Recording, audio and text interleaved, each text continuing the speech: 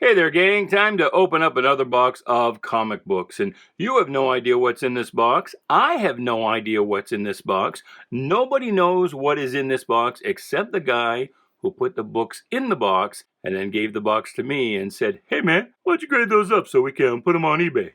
To which I said, "Okay, I will," because that's my job. So that's what I'm going to do, but first I've got to get the books out of the box, take a look at what I've got to work with, and I'm glad you're here to look over my shoulder as I do that. Maybe we'll get a chance to talk a bit about these books, or at the very least, just have fun looking at some cool old comic books. So if you like cool old comic books, stick around. We're going to have some fun.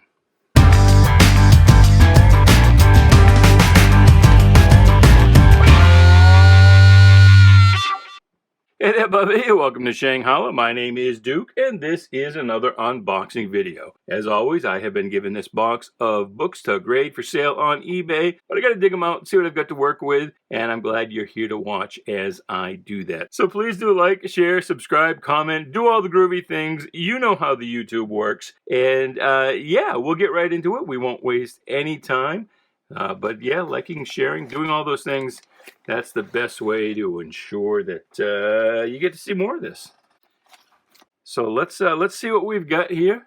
And it looks like we're going to start out with some Bronze Age books, some Iron Man. And this is my personal golden age of Iron Man, the David Michelinie, Bob Layton era. Yeah, this is some good stuff. This is classic Iron Man.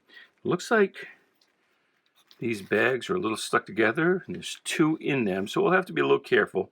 But look at that. You know, and I just loved the way Layton used the zip tone, and you can't get zip tone anymore.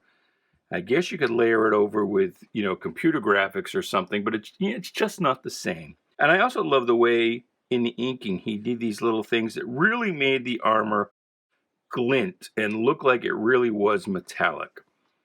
So yeah, that's some good stuff. Number 120, Submariner. I think we got two in here again. Nope, just one in that one. 123, so 40 cents. We're up to about 1979 or so. Look at this, the Melter, Blizzard, Whiplash on a giant roulette wheel. What's not to love? This one, I think I came in earlier than this. I think I came in earlier in this, but I think this is where I started getting every issue. Of course, in the 1970s in central Maine, newsstand distribution being what it was, the vagaries of that system, you didn't get every issue every month at every stand. Sometimes they didn't arrive at all. Sometimes some little shit got there before you. got the one book that might have come in from a particular title.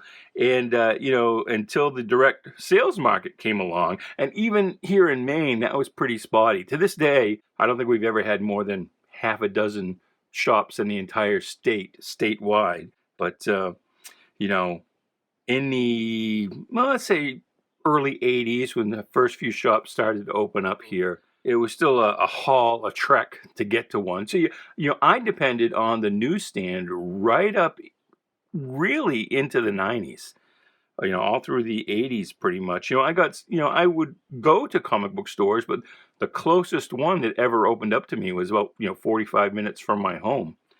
And so, anyway, yeah, the newsstand, the reason I started this tangent was that I had gotten earlier Iron Mans than this, but I think if memory serves, this is the one where I started to get every issue. Earlier than this, I didn't love Iron Man enough that I was always making sure that I knew which day of the month it was going to come out on, and to make sure I got there first. So anyway, that's my story. This is a classic issue. This cover right here, it's kind of a takeoff of the first Iron Man appearance in Tales of Suspense 39. And here we have some more classic Bob Layton. Speaking of classic issues, Fantastic Four number 200. And do we have two books in here? Yes, we do. 201. Here's 203. Spider-Man appearing in 207.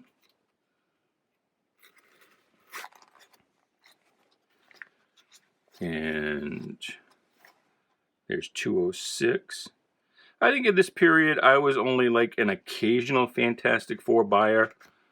Like, you know, if I hadn't spent my entire allowance in a given week, I'd pick up a Fantastic Four to kind of make sure I spend every penny I had.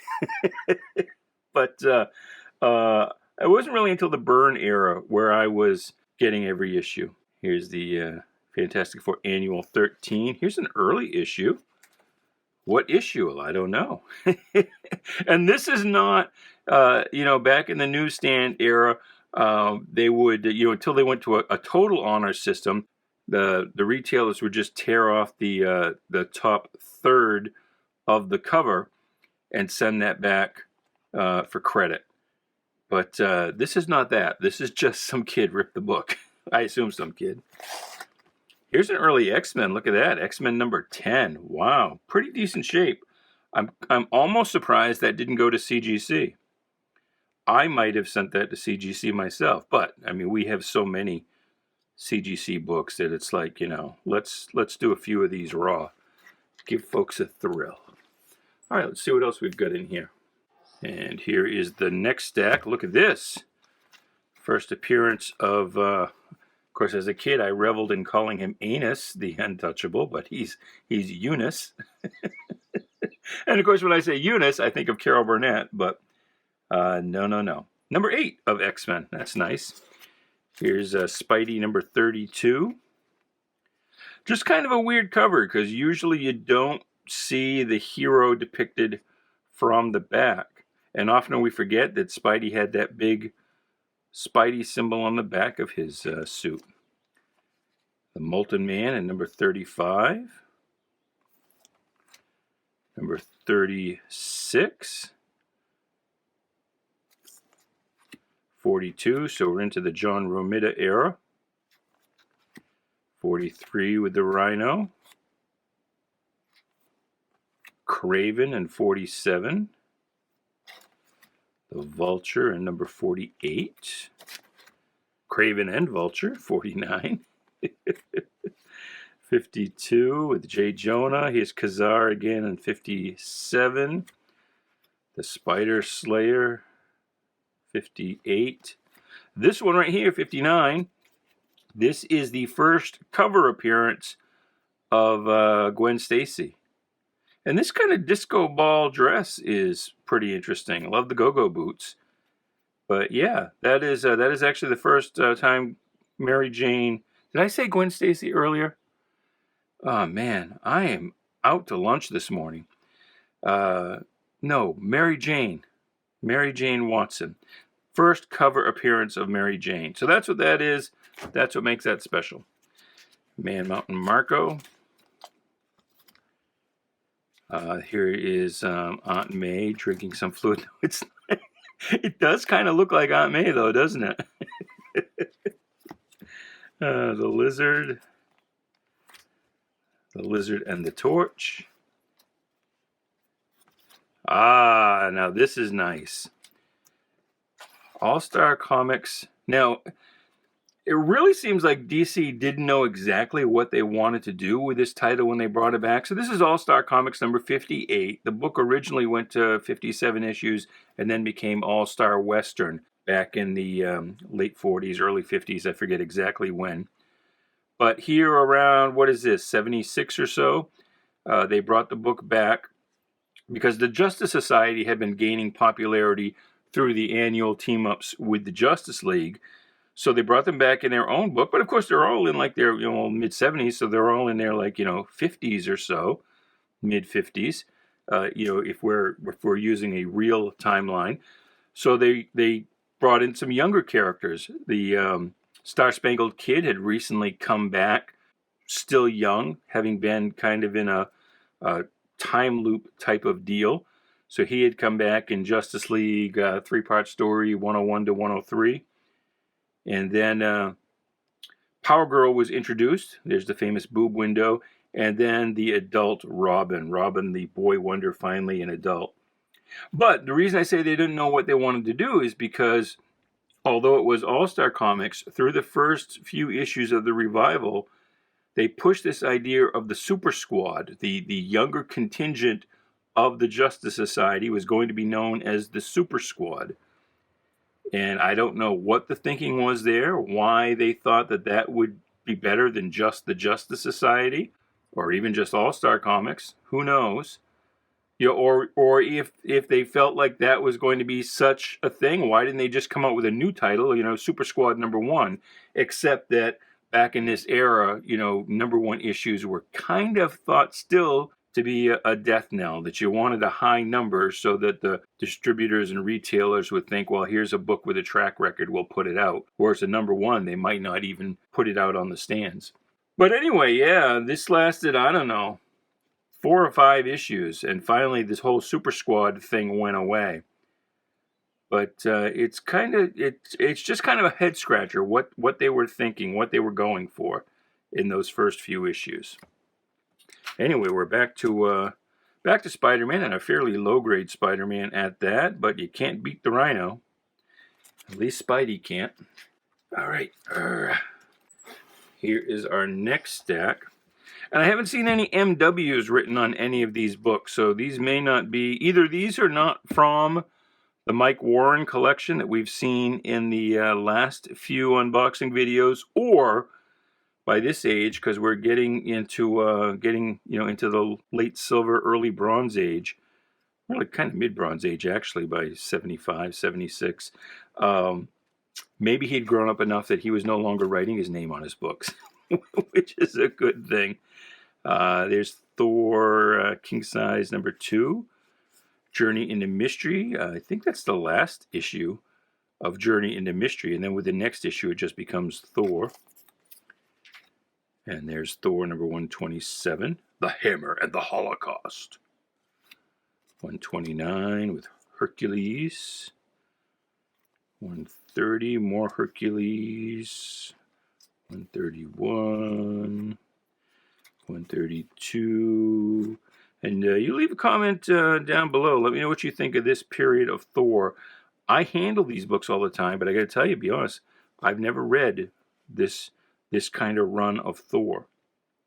But it seems like Thor was maybe one of the stars in the Marvel Pantheon. You know, when I was a kid, Thor was a lesser light. He was kind of a C-lister. It wasn't really until, you know, the Walt Simonson era that the character took off. But that was a shooting star that went up and came right back down. And so, you know, Thor was kind of a nothing burger for a lot of years. But it just seems like that through this period, he was one of the stars. You let me know, were you around back then? Was Thor one of the bigger deals? I mean, we often talk about Iron Man and how Iron Man was like a B-list, C-list character for a lot of years. You know, until that Bob Layton era, when he started to gain some popularity. And honestly, really didn't, you know, take off as like the big whoop. And until the MCU, until Robert Downey Jr.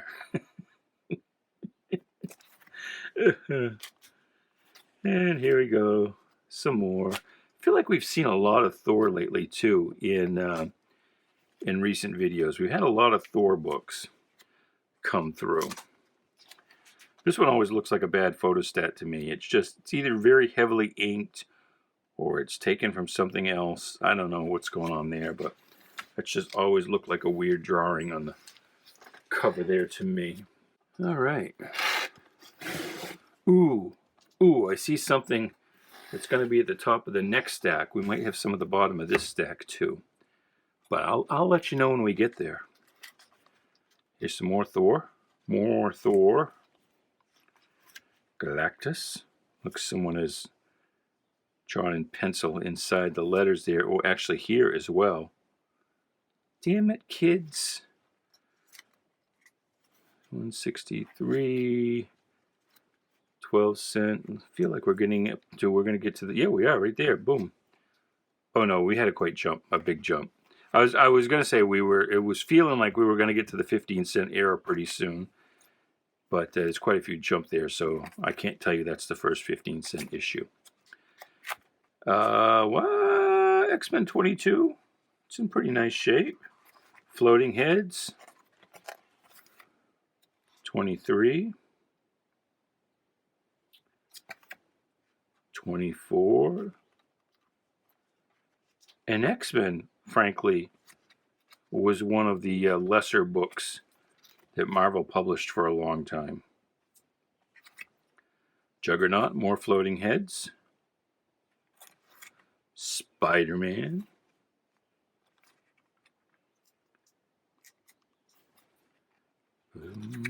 Ooh. And you know, it's funny. I think my theory is that they were looking for something to give the books a boost, or maybe to try and figure out if they could break out one of these characters. But there's a period here where the X-Men logo, they kind of shrink it, and they give the individual characters their own logos. Well, that's not quite a good example, but here you go, you know, Cyclops and Marvel Girl. It's like they were trying to push the individual characters to maybe try and figure out what to do with this title. Here's a Jim Steranko cover. This is like the worst cover ever. Well, it's the worst X-Men cover ever.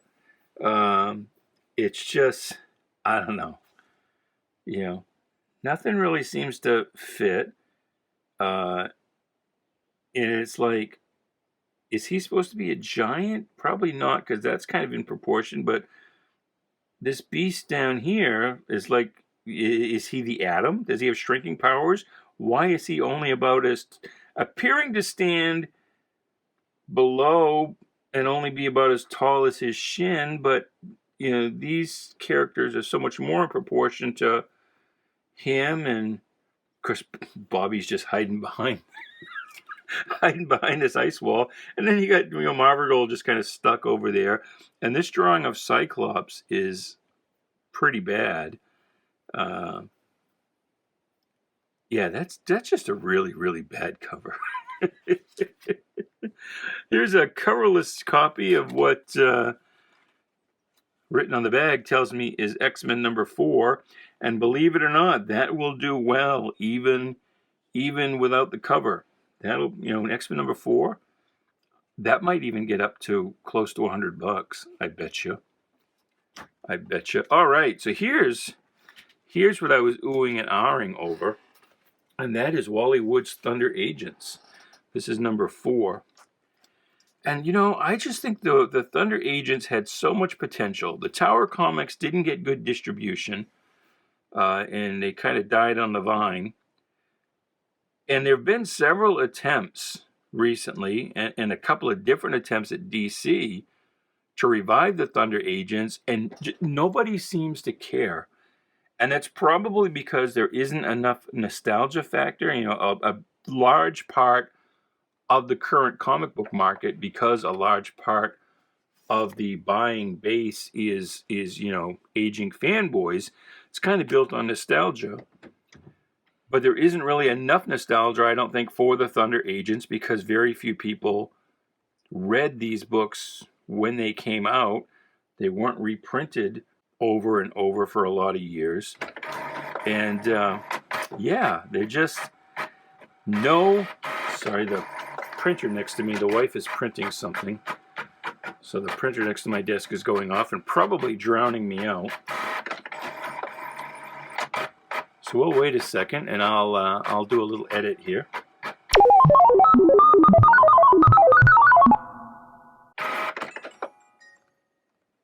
There we go. All right. So anyway, as I was saying, I think if somebody's going to try and revive the Thunder Agents, maybe they need to put out some, you know, inexpensive reprints of the original Wally Wood books, you know, to get people kind of interested in the original. Then that maybe that will drive some interest in something new. I don't know. But I don't have any Thunder Agents in my own collection, and by golly, I want some. So there's number 4. Here's number 5 with Dynamo, Mento, and... is it Mento? Don't mix him with Diet Coke. That's his weakness. Like, Martian Manhunter, whom he kind of looks like, is, his weakness is fire. Mento's weakness is, if he drinks a Diet Coke, he'll explode. And then I forget who this guy is. Bullseye, maybe? I don't know. So here are the ones that were at the top of the pile I was oohing at before. And so here we go. Oh, that's Nomad, I think. Dynamo and his Thunderbolt. Oh, no, that's Nomad. Oh, yeah, so the guy I was calling Mentos earlier. So even I don't know the Thunder Agents all that well. He's actually Nomad. All right. So let's keep going. Here's some more Nomad. Not Mentos, Nomad. Number 7. Here's number 8. I forget what the speedster's name is supposed to be. Number 13. I don't think this series went much longer than that. Here's 15. Here's the printer again.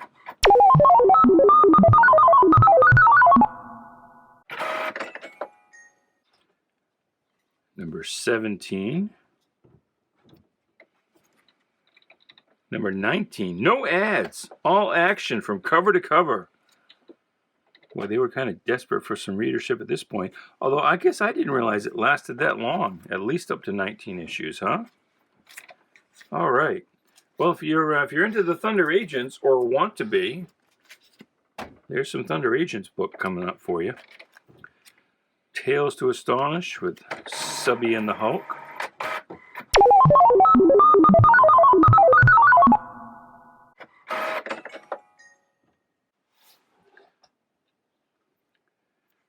And number 78, 79, Hercules. Hercules was kind of the go-to for fighting everyone. Here's number 80.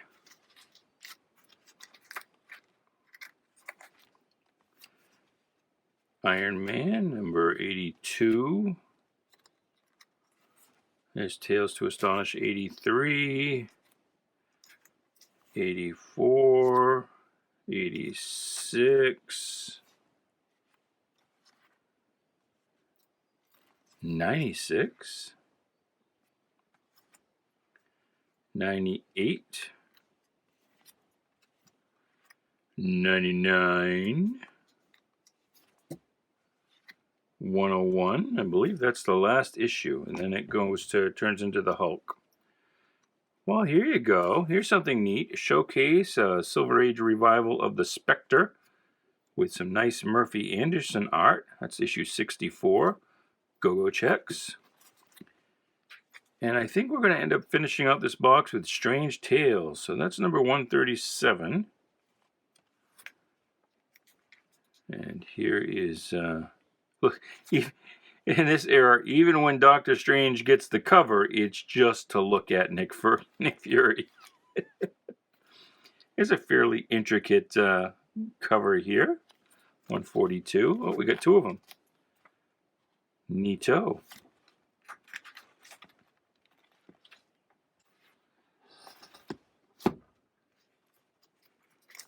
And we will finish up. This is the last stack in the box.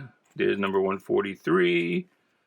145. Lo, the eggs shall hatch.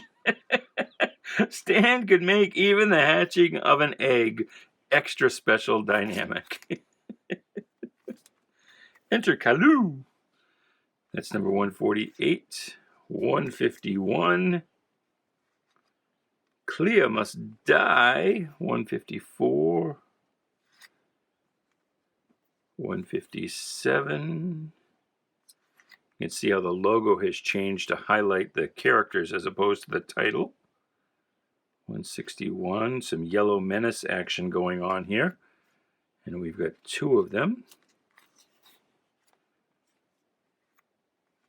165. 166. 167. There's kind of a famous Steranko cover. Although, it's kind of just cheesy grin on that fella's hard to take. And then 168. I think that's the last issue. I think after this one it becomes Doctor Strange. I forget the exact numbering. And it's like, you know, it says Doctor Strange and Nick Fury, Agent of S.H.I.E.L.D., but you've got all these characters in front of it, and so it's like, why even have that there at all if you're just going to obscure it with all that stuff in front of it? Oh, well. Anyway, that's it. That's that box. I hope you enjoyed that. I apologize for some of the background noise there. I hope it didn't distract from your viewing pleasure too much. But that is that box. We'll be back tomorrow with another box. Same bat time, same bat channel. So until then, goodbye, good luck, and please be good to each other.